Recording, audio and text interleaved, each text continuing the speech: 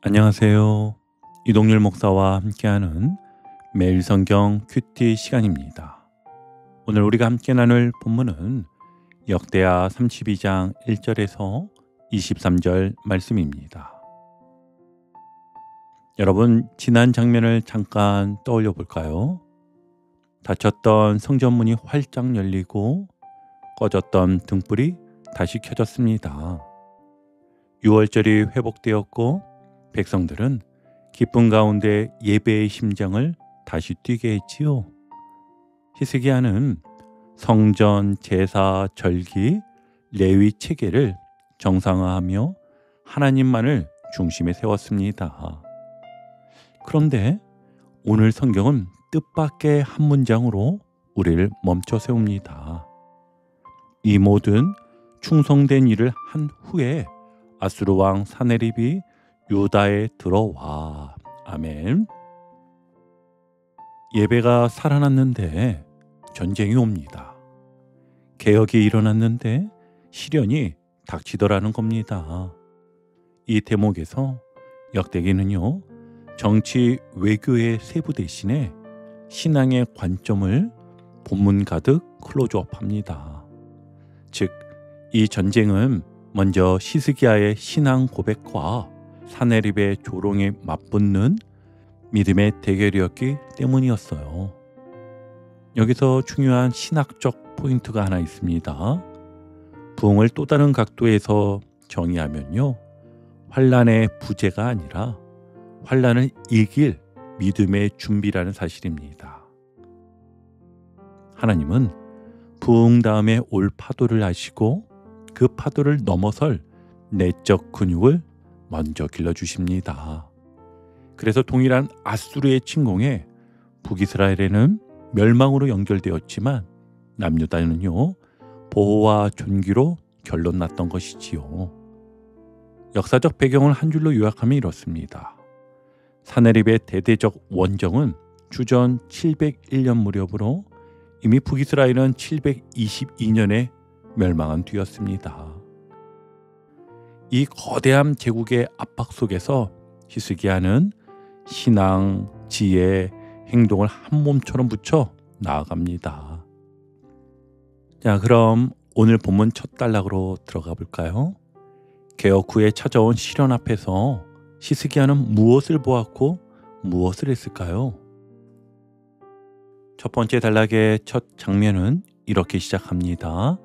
우리 1절을 한번 같이 보시면, 이 모든 충성된 일을 한 후에 아수르 왕 사네립이 유다에 들어와서 견고한 성읍들을 향하여 진을 치고 쳐서 점령하고자 한지라. 아멘. 여기서 우리가 집중해야 할 첫 번째 포인트는 이 일이 어느 시점에 발생했는가, 바로 언제였는가입니다. 여러분, 언제라고 말하고 있지요? 네, 이 모든 충성된 일을 한 후에, 즉 순종의 절정 직후에 시련이 왔습니다. 왜일까요? 역대기 성경의 시선은 분명합니다. 하나님은 예배로 깨어난 백성에게 현실로 거센 파도 속에서도 하나님만 의지하는 신앙을 배우게 하시는 분이다. 그래서 시련은 버림의 신호가 아니라 성숙으로의 초대라는 것입니다. 히스기야는요, 그래서 두 손을 놓고 앉아있지 않았습니다. 믿으니 아무것도 안 한다가 아니라 믿음 때문에 오히려 더 치밀하게 준비하는 모습을 우리에게 보여줍니다. 그는 먼저 물을 차단하였지요. 3절과 4절을 한번 보세요. 성 밖의 모든 물 근원을 막고 어찌 아수르 왕들이 와서 많은 물을 얻게 하려 하고. 아멘. 포이전의 생명줄은 물입니다. 히스기야는 기온샘 물길을 성 안으로 돌리고 바깥 물길을 차단합니다. 오늘날까지 히스기야 수로로 남아있는 이 조치는 현실을 꿰뚫는 지혜였지요. 다음으로 방어력을 보강합니다. 5절을 한번 보시면, 무너진 모든 성벽을 보수하되 망대까지 높이 쌓고 또 외성을 쌓고 무기와 방패를 많이 만들고. 아멘. 무너진 곳을 정확히 보수하고 높이고 덧대고 정비 가능한 모든 수단을 동원합니다. 이는 명백히 하나님을 의지하기에 준비를 소홀히 한다라는 오해를 정면으로 깨는 장면이기도 하지요. 이 모든 준비의 바닥에는 한 가지 신학적 확신이 있었습니다. 은혜는 지혜와 수고를 무력화하지 않는다. 하나님을 신뢰하기에 현실을 직면하고 준비를 다하기에 더 담대히 하나님을 기다립니다. 자, 여기서 우리 삶에 바로 한번 연결해 보겠습니다. 가정의 갈등이 반복된다면 여러분, 기도만이 아니라 대화의 시간, 규칙, 어휘를 구체적으로 설계해 보십시오. 예를 들어 보면 말 중단 신호를 만든다든지 20분 타임아웃, 회복기도 3문장, 이런 식으로 만들어 놓는 겁니다. 어제도 함께 나누었지요. 은혜는요, 순간적인 속성이 큰데 이를 구조화하면 은혜가 지속성을 가지게 된다. 다시 한번 잘 기억해 보세요. 은혜는요, 순간적인 속성이 큰데 이를 구조화하면, 제도화하면 은혜가 지속성을 가지게 된다. 그러니 우리 믿음 가지고 구체화하며 순종하고 실천하는 우리가 되길 바랍니다. 그리고 일터에서는 불확실성이 몰려올 때 예산, 리스크, 대체 시나리오를 숫자와 일정으로 재정비하십시오. 동시에 아침마다 오늘의 말씀을 소리내어 읽고 기도하며 마음에 새겨보시길 바랍니다. 분명 직장 안에서 새로운 성령의 바람이 불어올 것입니다. 그리고 오늘 나의 신앙은 어떨까요? 주중의 말씀, 기도, 섬김의 이 3꼭지점을 작게 그러나 꾸준히 세팅해 두십시오. 10분 말씀을 큐티하겠다. 내가 누군가를 위하여서 중보하는 사람이 되겠다. 어떤 한 사람을 섬기겠다. 여러분, 작은 충성이 큰 풍랑을 이기게 될 것을 믿습니다. 핵심은 이것이지요. 하나님을 믿으니 더 치밀하게 준비한다. 히스기야의 수로와 성벽 보수는 불신의 안정장치가 아니라 신뢰의 표현이었습니다. 자, 이제 초점을 성문 광장으로 한번 돌려볼까요? 히스기야는요, 군대 지휘관들을 세우고 백성을 성문 광장으로 모읍니다. 그리고 직접 입을 엽니다. 7절과 8절을 볼까요? 너희는 마음을 강하게 하여 담대히 하고 아수르 왕과 그를 따르는 온 무리로 말미암아 두려워하지 말며 놀라지 말라. 우리와 함께 하시는 이가 그와 함께하는 자보다 크니 그와 함께하는 자는 육신의 팔이요 우리와 함께 하시는 이는 우리의 하나님 여호와시라. 반드시 우리를 도우시고 우리를 대신하여 싸우시리라 하매 백성이 유다 왕 히스기야의 말로 말미암아 안심하니라. 아멘. 장면의 핵심은 말이었습니다. 히스기야는 백성에게 걱정 말라는 정신승리를 주입한 게 아닙니다. 그런 조직을 세우고 현실을 준비한 뒤 그 준비 위에 하나님의 말씀을 올려놓는데요. 그래서 그의 말은 긍정 화법이 아니라 신앙 고백인 것입니다. 저들의 힘은 육신의 팔, 우리의 힘은 여호와의 임재라고 고백하는 것이지요. 여기엔 중요한 흐름이 있습니다. 먼저 구조주의관을 세우며 정비했지요. 그리고 다음으로 수로와 성벽을 재건하고 보수하며 현실을 대비하였고, 그리고 나서 말씀으로 마음을 세웠습니다. 역대기는요, 바로 이 3단계의 모습을 통해 이 전쟁의 성격이 군사전이 아니라 관점전으로 강하게 비추어 줍니다. 히스기야는요, 하나님의 관점을 제시하지요. 함께 하시는 이다라고 표현하면서 하나님의 관점을 제시하고 백성은 그 관점에 정서적으로 안착을 합니다. 믿음의 전쟁은요, 전략과 숫자 싸움이 아니라 임재 인식 싸움이었던 것이지요. 적들은 숫자와 칼을 세지만 히스기야는 함께 하시는 여호와를 찬양하였습니다. 여러분, 두려움을 이기는 힘은요, 더 큰 숫자가 아니라 더 크신 함께 하시는 하나님의 현재성에 있습니다. 다시 한번요. 두려움을 이기는 힘은요, 더 큰 숫자가 아니라 더 크신 함께 하시는 하나님의 현재성에 있습니다. 그래서 히스기야는 조직과 준비 후에 임재 인식을 올려두었고 이에 백성은 안심할 수 있었던 것이지요. 자, 이제 마지막 세 번째 단락인데요.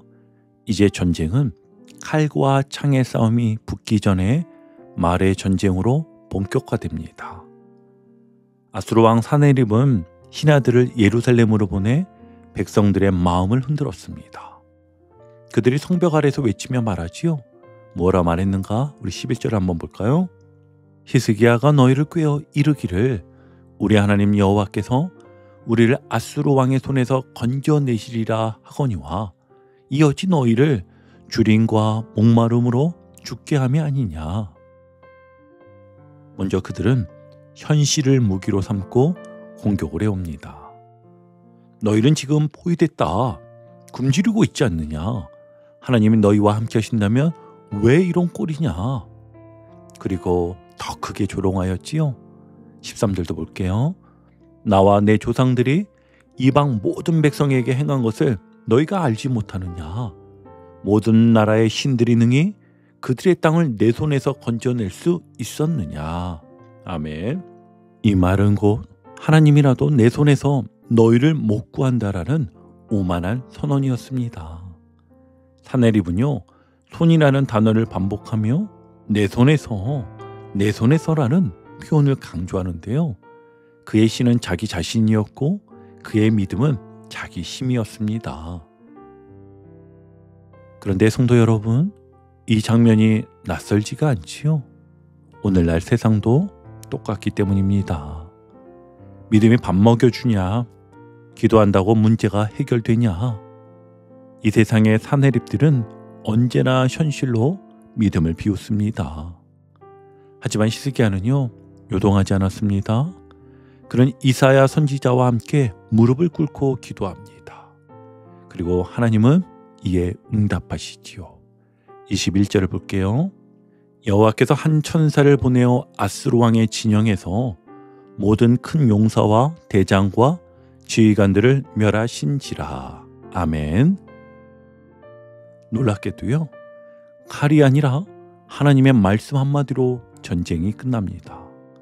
사네립은 수치를 당해 자기 땅으로 돌아가고 거기서 자기 신의 신전에서 죽임을 당합니다. 그가 의지했던 자기 손이 결국 자기 생명을 거둔 것이지요. 마지막 절은 이렇게 마무리합니다. 22절과 23절을 보시면 여호와께서 히스기야와 예루살렘 주민을 사면으로 보호하셨으며 여러 사람이 예물을 가지고 와서 여호와께 드리고 또 보물을 유다 왕 히스기야에게 드렸더라. 아멘. 하나님의 구원은 전쟁의 승리로만 끝나지 않았습니다. 명예의 회복, 경외의 회복으로 마무리됩니다. 즉 하나님이 이기시니 백성이 존귀해진 것이지요. 히스기야의 믿음은 이렇게 말합니다. 세상이 큰 소리 칠수록 나는 더 낮은 무릎으로 여호와를 바라보리라. 이것이 바로 믿음의 전쟁에 이기는 법인 것입니다. 여러분, 오늘 우리에게도 사네립의 목소리가 들립니다. 뉴스에서, 직장에서, 내 마음속에서 너는 못해. 하나님이 널 잊었어.